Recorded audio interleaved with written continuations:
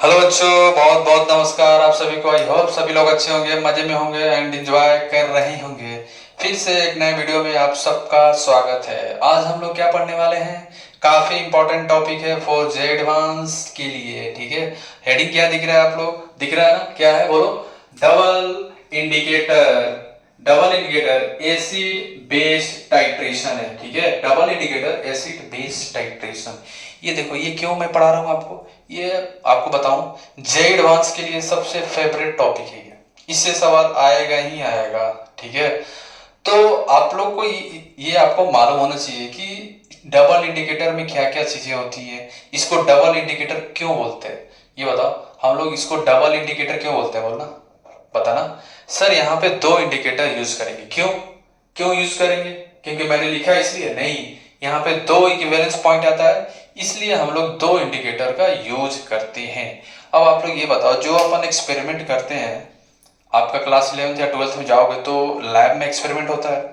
तो एक्सपेरिमेंट होते वक्त हमें नहीं मालूम चलेगा ना कौन सा जो रिएजेंट है किसके साथ रिएक्ट कर रहा है, और है ना, और रिएक्शन ये कब कंप्लीट हुआ ये तो हमें नहीं मालूम चलेगा। इसलिए हम लोग इंडिकेटर का यूज करते हैं। इंडिकेटर का रोल क्या है ना, कलर चेंज कर देगा। जिस कलर चेंज होगा तो हमें ये मालूम चल जाएगा अब रिएक्शन हमारा खत्म होने वाला है। उसी पॉइंट को क्या बोलते हैं, इंड पॉइंट बोलते हैं या इक्विवेलेंस पॉइंट बोलते हैं। अब इंड पॉइंट क्या होता है, इक्विवेलेंस पॉइंट क्या होता है, ये अपन ऑलरेडी कवर कर चुके हैं। लेकिन अभी फिर से आप थोड़ा सा आइडिया दे दूं कि इंड पॉइंट क्या होता है। ऐसा पॉइंट जो एक्सपेरिमेंटली रिएक्शन जब कंप्लीट होता है ना, जब आप एक्सपेरिमेंट करते हो तो वहां पे जब रिएक्शन कंप्लीट होता है उसको हम लोग क्या बोलते हैं, इंड पॉइंट। अब ये इक्विवेलेंस पॉइंट क्या होता है, थ्योरेटिकल पॉइंट, है ना। तो ऐसा एक्सपेरिमेंट जहां पे end point and equivalence point nearly जब इक्वल होगा ना, उस एक्सपेरिमेंट को हम लोग क्या बोलेंगे, परफेक्ट बोलते हैं। ठीक है, तो हमारे लिए क्या है, इंड पॉइंट बोलो या इक्विवेलेंस पॉइंट बोलो, दोनों ही केस में number of gram equivalence acid किसको बराबर कर देंगे, number of gram equivalence of base. ठीक है, चलो तो डिफरेंस समझ गए ना। इंड पॉइंट क्या होता है, रिएक्शन जहां इंड होने वाला है। ये कब होता है, जब अपन एक्सपेरिमेंटली करते हैं। थ्योरेटिकली के केस में क्या होता है, इक्विवेलेंस पॉइंट होता है। ठीक है, चलो अब क्या है ना, डबल इंडिकेटर में हम लोग एक बीकर लेंगे, है ना। हाँ लेंगे भाई, एक्सपेरिमेंट करने जाओगे ना स्कूल में तो वहां पे लैब में क्या रहेगा, बीकर रहेगा। तो हमने छोटू सा बीकर ले लिया, यहाँ पे दिख रहा है सबको, है ना। तो इस बीकर में हम क्या लेंगे, मिक्सचर। किसका मिक्सचर लेने वाले हैं हम लोग, ध्यान से सुन लो, मिक्सचर किसका रहने वाला है, बेस का, है ना। तो कौन कौन से मिक्सचर में रहेंगे बताना, मिक्सचर में क्या क्या रहेगा बताना। मिक्सचर में होगा हमारा NaOH, और क्या रहेगा हमारा, प्लस Na2CO3 रहेगा, और क्या रहेगा, NaHCO3 हम लोग यूज करेंगे मिक्सचर में, है ना। अब हम लोग क्या यूज करेंगे, ब्यूरेट, है ना। ठीक है, तो ये ब्यूरेट में ब्यूरेट यूज करेंगे हम लोग, है ना। और ड्रॉप बाई ड्रॉप क्या डालेंगे, एसिड डालेंगे। क्या डालेंगे दोस्त बताना, ड्रॉप बाई ड्रॉप क्या डालने वाले हैं हम लोग, एसिड डालेंगे। ठीक है ना। ड्रॉप बाई ड्रॉप क्या डालेंगे हम लोग, एसिड डालेंगे। तो एसिड को कौन सा यूज करेंगे हम लोग, चलो आ जाओ, HCl हम यूज कर रहे हैं, वैसे आप H2SO4 भी यूज कर सकते हो। ठीक है, ड्रॉप बाई ड्रॉप क्या डाल, HCl हम डाल रहे हैं। ठीक है ना। अब क्या है ना, ये सारा चीज एक्सपेरिमेंटली हो रहा है, राइट। तो हमें कब मालूम चलेगा कौन सा रिएक्शन कब हुआ, हमें तो नहीं मालूम चलेगा ना। इसलिए हम लोग यहाँ पे क्या यूज करेंगे, 2-3 ड्रॉप इंडिकेटर का हम लोग यहाँ पे डाल देंगे। ठीक है, तो यहाँ पे क्या यूज करेंगे, इंडिकेटर, है ना। इंडिकेटर हमने यूज किया। ठीक है, तो इंडिकेटर का रोल क्या होगा, इंडिकेटर कलर चेंज शो करेगा। यहाँ पे जैसे कलर चेंज होगा हमें ये आइडिया लग जाएगा रिएक्शन क्या हो रहा है, हमारा कंप्लीट हो रहा है। जैसे कलर चेंज होगा तो हमें आइडिया क्या लग जाएगा, रिएक्शन हमारा कंप्लीट हो रहा है, राइट। ठीक है, तो इसमें आप लोग ये बताना कि हम लोग ये टाइट्रेशन क्यों कर रहे हैं। ये तो आपने समझ गया सर, ये डबल इंडिकेटर क्यों बोलते हैं, क्योंकि हमने दो इंडिकेटर यूज करते हैं। क्यों, क्योंकि यहाँ पे दो इक्विवेलेंस पॉइंट आता है, करेक्ट। लेकिन ये करते क्यों है, इसे करने के पीछे मालूम है क्या है, हम लोग इसका परसेंटेज कंपोजिशन फाइंड करते हैं। किसका, NaOH का, Na2CO3 का और NaHCO3 का। ठीक है, तो आओ लिखो, इट इज यूज टू, आना मेरे साथ सारे लोग लिखते रहना, आ जाओ लिखना। इट इज यूज टू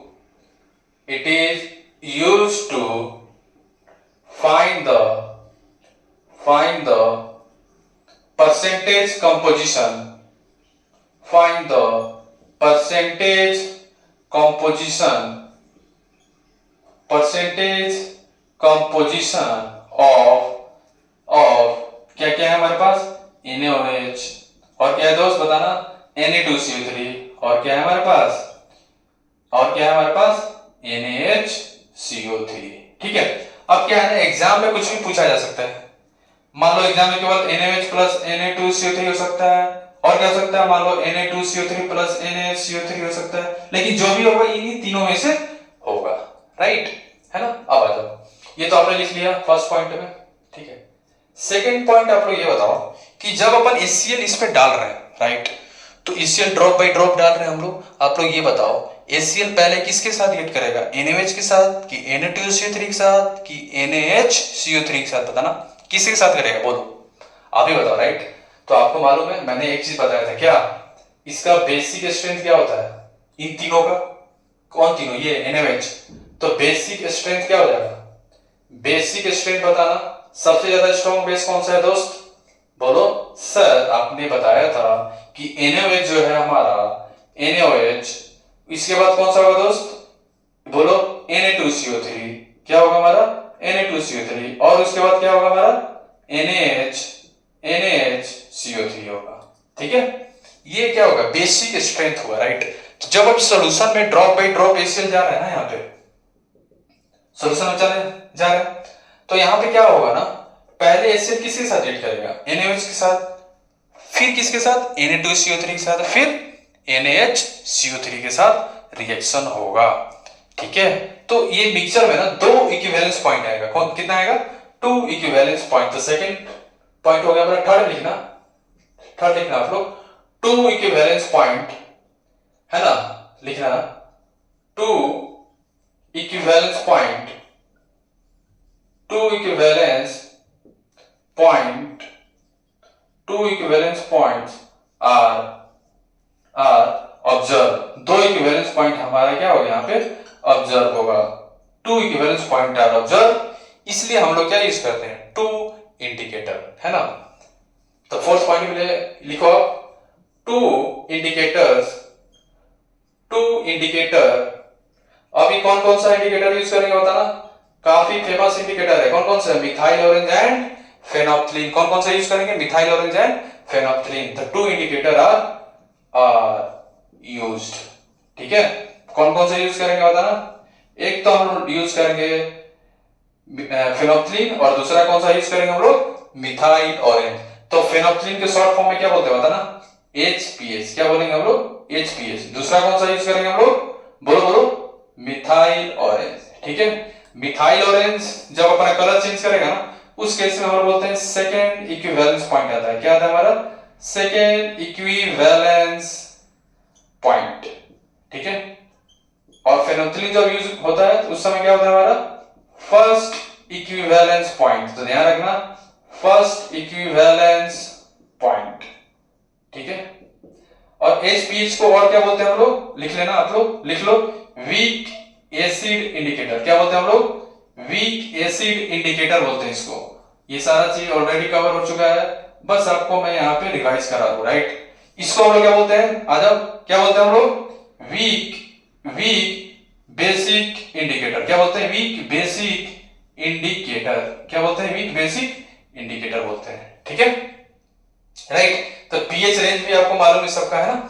यहाँ पे क्या होता है, अगर आप पीएच रेंज क्या हो जाएगा इसका, 8.1 से लेके कहां तक जाएगा, 10 तक जाता है ना, 8.3 8.1 है ना। इसका क्या हो जाएगा, 3.1 से लेके कहां तक जाएगा, 4.4 तक जाता है ना, 8.3 भी लिखा रहता है, ठीक है। तो ये डिपेंड करेगा, है ना, 8.3 से 10, 3.1 से 4 रहता है ना, ये पीएच रेंज है, राइट, है ना।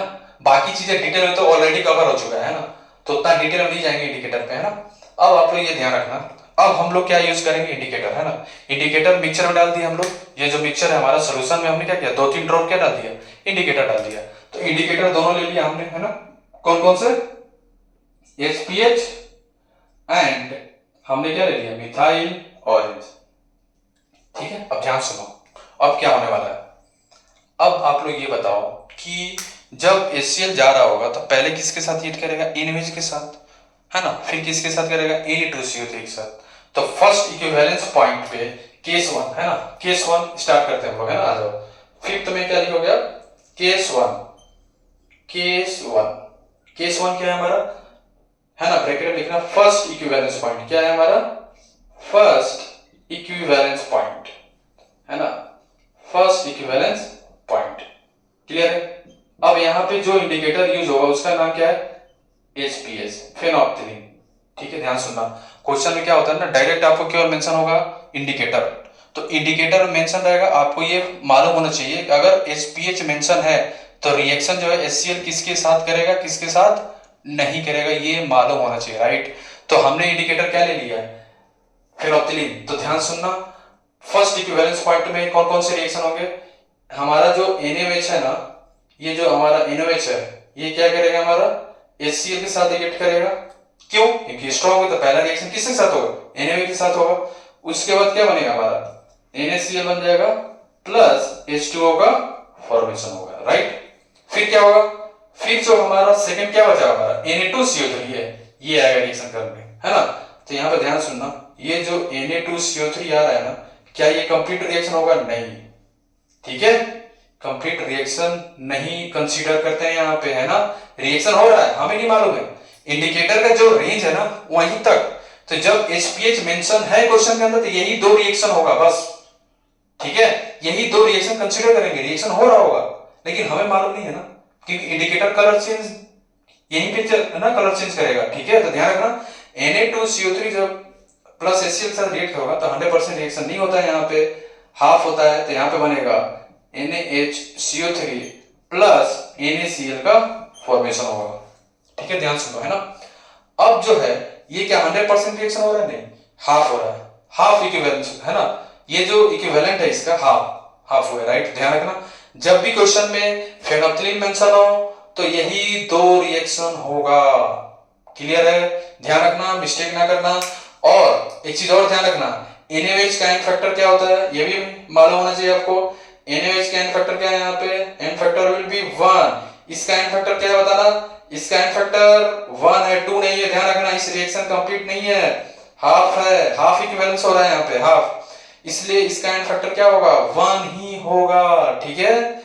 चलो अब आप ये बताना, ये जो रिएक्शन हो गया इसमें HCl कितना कंज्यूम हुआ, बताओ HCl कितना कंज्यूम होगा, यही आपसे पूछा जाएगा। तो हम लोग यहाँ पे यूज करेंगे लॉ ऑफ इक्विवेलेंस, क्या यूज करने वाले हैं दोस्त, लॉ ऑफ इक्विवेलेंस। तो बोलो, number of gram equivalence, number of gram equivalence of HCl consume किसके बराबर होगा, number of gram equivalence, number of gram equivalence क्या है हमारे पास, NaOH, number of gram equivalence of NaOH plus क्या होगा, number of gram equivalence of Na2CO3। तो लिख लो, number of gram equivalence of Na2CO3, ठीक है। अब यहाँ पे क्या है ना, एक चीज आप ध्यान रखना, बहुत सारे बुक में क्या होता है ना, number of gram equivalence divide by 2 कर देगा, फिर बोलेगा कि भाई यहाँ पे एन फैक्टर 2 लेना, मैं क्या बोल रहा हूँ, एन फैक्टर 1 लो, डिवाइड बाई 2 करने की जरूरत नहीं है, ठीक है। तो यहाँ पे एन फैक्टर क्या ले लेना दोस्त, 1, क्या ले लेंगे अपन, 1 ले लेंगे, ठीक है। एन फैक्टर क्या लोगे यहाँ पे, 1 ले लो, है ना, ठीक है। चलो, तो एन फैक्टर हमने यहाँ पे 1 लेना है ना। अब बाकी ग्राम इक्विवेलेंस का फॉर्मूला मालूम है ना, ठीक है। ये हुआ हमारा फर्स्ट इक्विवेलेंस पॉइंट, ठीक है। अब मान लो कि पॉइंट 6 में लिखना, 6 पॉइंट में क्या है हमारा, मान लो सेकेंड इक्विवेलेंस पॉइंट कब आएगा, जब भी आएगा वहां पे कौन सा इंडिकेटर यूज होगा, हमारा मिथाइल ऑरेंज। ध्यान रखना, अगर मिथाइल ऑरेंज है तो रिएक्शन जो है आगे बढ़ेगा, है ना, मिथाइल ऑरेंज हुआ तो ये भी होगा, ये भी होगा, सारे होते हैं, है ना। तो ध्यान रखना, केस 2 में क्या हो जाएगा हमारा, अगर आपके पास केस 2 है, केस 2 में क्या होगा, सेकेंड इक्विवेलेंस पॉइंट, क्या है हमारा, सेकेंड इक्विवेलेंस पॉइंट। तो सेकेंड इक्विवेलेंस पॉइंट में कौन कौन से रिएक्शन होंगे, सारे होते हैं, ध्यान रखना, है ना। मिथाइल ऑरेंज के केस में सारे रिएक्ट करते हैं, ध्यान सुनना, मिथाइल ऑरेंज में सारे रिएक्ट करते हैं। अगर ध्यान सुनो आप, अगर मान लो फेनोप्थिलीन नहीं होता ना तो NaOH भी रिएक्ट करता, Na2CO3 भी होता, NaCO3 भी होता। ध्यान रखना, अगर सॉल्यूशन के अंदर केवल मिथाइल ऑरेंज है ये तीनों रिएक्ट करेंगे। अगर रिएक्शन में ये मिक्सचर में केवल फेनोप्थिलीन है तो यही दो होगा। समझ गए? अगर मान लो दोनों है, दोनों इंडिकेटर है, तो ये तो ऑलरेडी हो चुका है ना रिएक्शन में। NaOH तो बचा नहीं, अब बचा क्या है हमारे पास? NaHCO3 बचा हुआ है, और ऑलरेडी जो मिक्सचर के अंदर का क्या था हमारे पास? NaHCO3 था। अब ये रिएक्ट करेगा। ध्यान सुनो, अगर मिथाइल ऑरेंज होता तो ये तीनों रिएक्ट होगा, वो भी मैं केस लास्ट में ले लूंगा। ठीक है, अब क्या होगा? सेकेंड इक्विवेलेंस पॉइंट क्या रहेगा हमारा? हम लोग यूज करेंगे मिथाइल ऑरेंज, है ना। अब मिथाइल ऑरेंज के केस में कौन कौन से होंगे रिएक्शन हमारे? ये बचे वाले, ये आ जाओ, जो बचे हुए हमारे क्या हो जाएगा? NaHCO3, ठीक है, प्लस HCl के साथ रिएक्ट करके क्या बन जाएगा दोस्त? बोलो सर। यहां से बन जाएगा H2CO3 प्लस NaCl हो जाएगा। ये आ गया यहाँ पे, और ये जो ऑलरेडी मिक्सचर में था NaHCO3, ये भी HCl के साथ रिएक्ट करेगा, तो यहां से क्या आ जाएगा? NaHCO3 प्लस HCl, और यहां से क्या बन जाएगा हमारा? H2CO3 प्लस NaCl हो जाएगा। अब आप लोग ये बताओ, तो सेकेंड इक्विवेलेंस पॉइंट में जब आया तो HCl कितना यूज हुआ? ठीक है, बताओ, बोलो कितना यूज हुआ है? बोलो सर। यहां पे यूज हुआ है, देखो आ जाओ, कौन कौन से यूज हुआ? ये दोनों दोनों ही रिएक्ट कर रहे हैं, तो यहां पे हो जाएगा, देखो, number of gram equivalence of HCl consume किसके बराबर हो जाएगा? Number of gram equivalence of NaHCO3 plus क्या हो जाएगा? बोलो, number of gram equivalence of NaHCO3। ठीक है, अब इन दोनों में से एन फैक्टर क्या होगा? इन दोनों का एन फैक्टर क्या है? 1। एन फैक्टर क्या है हमारा? 1 होता है। ठीक है, तो आप ध्यान रखना, अगर सॉल्यूशन के अंदर दोनों इंडिकेटर है, पहला इक्विवेलेंस पॉइंट आएगा फेनोप्थिलीन के केस में, यही दो रिएक्शन होंगे, यही दो रिएक्शन जो मैंने लिखा यही होगा। इसके बाद जैसे ही कंप्लीट होगा ये सेकेंड इक्विवेलेंस पॉइंट में ये दो रिएक्शन होंगे। ठीक है, अगर सॉल्यूशन के अंदर केवल फेनोप्थिलीन है तो ओनली 2 रिएक्शन। अगर सॉल्यूशन के अंदर केवल मिथाइल ऑरेंज है तो ये तीनों रिएक्ट करेंगे। उसका रिएक्शन मैं बता रहा हूं, ध्यान सुनना। ये हो गया कब? जब दोनों, अगर फेनोप्थिलीन है तो ये दो तो होगा ही होगा। अगर मिथाइल ऑरेंज हुआ उस केस में आप ध्यान रखना, उस केस में ये तीनों रिएक्शन होता है। ठीक है, तो पॉइंट 7 में लिखना, 7th पॉइंट में आ जाओ, 7th पॉइंट में आ जाओ सारे लोग। ये इंपॉर्टेंट है क्योंकि क्वेश्चन में क्या है ना, अगर मान लो केवल मिथाइल ऑरेंज दे दिया फिर क्या करोगे आप? तो है ना, तो सारा पॉसिबिलिटी हम लोग को कवर करना रहता है, राइट? है ना। अगर फेनोप्थिलीन हुआ तो वही दो रिएक्शन जो बताया मैंने वही होगा। अगर मान लो केवल मिथाइल ऑरेंज हुआ फिर क्या करोगे आप? तो तीनों रिएक्शन, तीनों जो है ना हमारे NaOH, Na2CO3, NaHCO3 सारे रिएक्ट करेंगे, सारे के सारे। ठीक है, तो वहां पे HCl कंज्यूम कितना होगा वो अपन अभी देखेंगे। ठीक है, तो आ जाओ नेक्स्ट पॉइंट में लिखना अपना। ठीक है, 7th चल रहा था हमारा, है ना। आ जाओ, तो 7th में क्या लिखोगे आप? 7th में क्या है हमारे पास? ट्राइट्रेशन इंडिकेटर, ऐसे लिख लो। इंडिकेटर कौन सा है हमारे पास? केवल इंडिकेटर हमारे पास क्या है? केवल मिथाइल ऑरेंज। और हमने टाइट्रेशन स्टार्ट किया, रीस्टार्ट, तो ब्रैकेट में लिख लो टाइट्रेशन हमने फिर से करना, टाइट्रेशन स्टार्ट हो गया फिर से। ठीक है, जब आप इंडिकेटर केवल मिथाइल ऑरेंज यूज करोगे तो ये सारे होंगे। ठीक है, तो कौन कौन से रिएक्शन होंगे? आ जाओ, NaOH तो पहले रिएक्ट करेगा ही करेगा हमारा, तो लिख लो NaOH जो है हमारा रिएक्ट करके HCl के साथ क्या बनाएगा दोस्त? बोलो, NaCl प्लस H2O, ये बन गया। अब आता है हमारा Na2CO3। अब ये Na2CO3 जो है स्टेप बाय स्टेप रिएक्शन होगा HCl के साथ, और यहां बन जाएगा दोस्त NaHCO3, हाँ है ना, प्लस NaCl, फिर ये NaHCO3 दिख रहा है ये वाला, ये फिर रिएक्ट करेगा, ये करेगा NaHCO3 प्लस HCl और यहां से बन जाएगा हमारा H2CO3 प्लस NaCl, है ना। ये हो गया हमारा, ये कंप्लीट हो गया, पूरा रिएक्शन हो गया, ये हो गया। अब ये आता है ये वाला NaHCO3, है ना। अब ये NaHCO3 प्लस HCl रिएक्ट करके क्या बन जाएगा H2CO3 प्लस NaCl। तो ये चारों रिएक्शन होंगे, पहले भी होते, पहले क्या है कि फेनोल्फथालीन के केस में ऑलरेडी यूज हो चुके थे, इसलिए अगर केवल मिथाइल ऑरेंज होगा तो चारों रिएक्शन होगा। तो यहाँ पे HCl कंज्यूम कैसे निकालोगे, बोलो HCl कंज्यूम कैसे निकालोगे दोस्त, आ जाओ लिख लो। HCl कितना कंज्यूम हुआ यहाँ पे, लिखो number of gram equivalence, number of gram equivalence of HCl consume, HCl consume क्या हो जाएगा, लिखो number of gram equivalence of NaOH, ठीक है, प्लस क्या करोगे number of gram equivalence of Na2CO3, ठीक है, प्लस और क्या होगा हमारा number of gram equivalence of